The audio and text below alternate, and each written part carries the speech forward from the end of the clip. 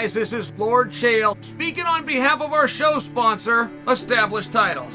Established Titles is a project based on a Scottish custom where landowners are referred to as lords and ladies. They allow you to buy as little as 1 square foot of dedicated land so you can officially call yourself a lord or a lady. Established Titles is not just about your ego. You also get to do some good. In addition to your new fancy title, Established Titles supports global charities like One Tree Planet and Trees for the Future to help with the afforestation effort. Your title pack gets you at least 1 square foot of dedicated land in a private estate in Scotland. Your certificate features a unique plot number where you can see the exact location of your land. And right now, Established Titles is holding 200 plots of land right next to mine. So come join me in the Bad Guy Inc. Kingdom. Getting this certificate even allows you to officially change your name to Lord or Lady. Put it on your credit card, put it on your plane tickets, or if you're so inclined, put it on your dating profile. Makes for a great last-minute gift, and there's even couples packs that come with adjoining plots of land. Established Titles is having a great limited-time sale. Go to establishedtitles.com/Chael to save 10% off today. Remember to use the promo code Chael, or just click on the link below. You want to do it? All right, I got my champ with me. He's going to be the cameraman. Let me flip it around. You keep me in the middle? Uh-huh. All right, keep me in the middle. I'll try to. Keep me in the middle. You got to keep my whole head in here. Right, I got these new glasses on. All right, guys. I got to ask. This is a dick move. I got asked a dick question by my own friend, Ryan. Sends me a text message. He says, hey, Adesanya and Usman, what can we learn from their fights? Now, what he's referring to is 2 guys that are in control of the match only have to beat the clock. They've already got the score. They've already handled their opponent. They just got to run out the clock. They stayed in the fight. They stayed aggressive. They didn't try to stall. They didn't do any kind of gamesmanship or strategy, which then allows their opponent an opportunity in the 5th round of championship fights. This is what he asked me. Now, is he not aware that that's what happened to me? I mean, is he not aware that I was 1 minute and 24 seconds away? And I only bring that not to throw myself in here. Who better to ask the question? I mean, in all fairness, I will share my mentality with you going into that. And there's a big belief in our sport to go and get the finish. You guys have heard that. Now, there's no sport in the world that pushes that. And when that message was first being delivered, it was actually being resisted. You guys might remember Big Country. Roy Nelson was on The Ultimate Fighter, and Dana just got done giving the boys the speech. Son, the glass. He just got done giving the boys the speech. Go out there and be exciting. I don't care how you do. I want you to look good. Do you remember when Dana does? Roy's turn is to talk next, right? He comes over the top of Dana and he goes, hey, I don't care how exciting you are. I just want you to win. And Dana he was so frustrated.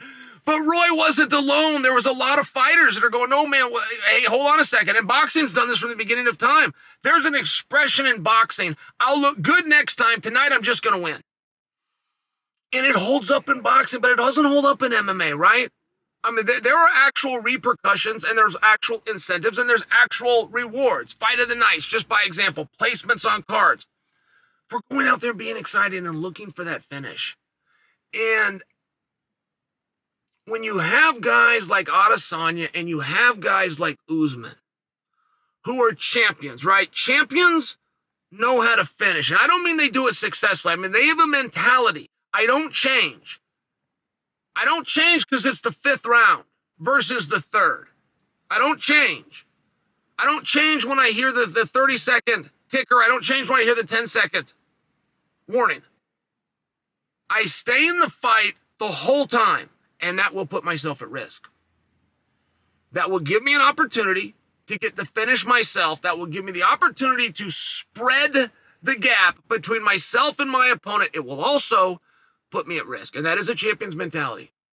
And over the course of the career, the guy with that mentality versus a guy with the same amount of skills but he tries to play the game. Over the course of a career, it will not even be close. The guy who will behave, let me tell it to you like this, guys, and you'll remember this. Never forget this. What's a tough guy?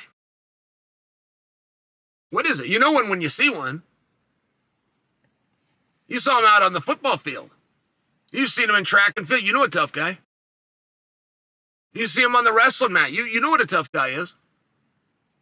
I'm not asking you who they are in your lifetime. I'm asking what makes you a tough guy. You got to be a jerk? Do you got to get tattoos like guys used to think? You got to have some weird facial hair? Do you got to look at the guy all scary when the guy's giving the announcement? Well, no. A tough guy will go hard the whole time, no matter what the score is. That's what a tough guy is. If a tough guy is behind by 100 points and there's 10 seconds left, he's going to try to score on you. If a tough guy is ahead by 100 points with 10 seconds left, he's going to try to get to 101. That's what a tough guy does. That's what a true competitor does. I give football a hard time. I must tell you, there's two things in football, and they infuriate me. They infuriate me as a coach, not as a competitor. I coach kids. Do not do that crap that your football coaches told you. Do not do that crap when you come down to the wrestling room. And they do two things. First off, they run onto the field. They're hooping and hollering. And I'll just share with you, no great athlete bursts onto the field. None.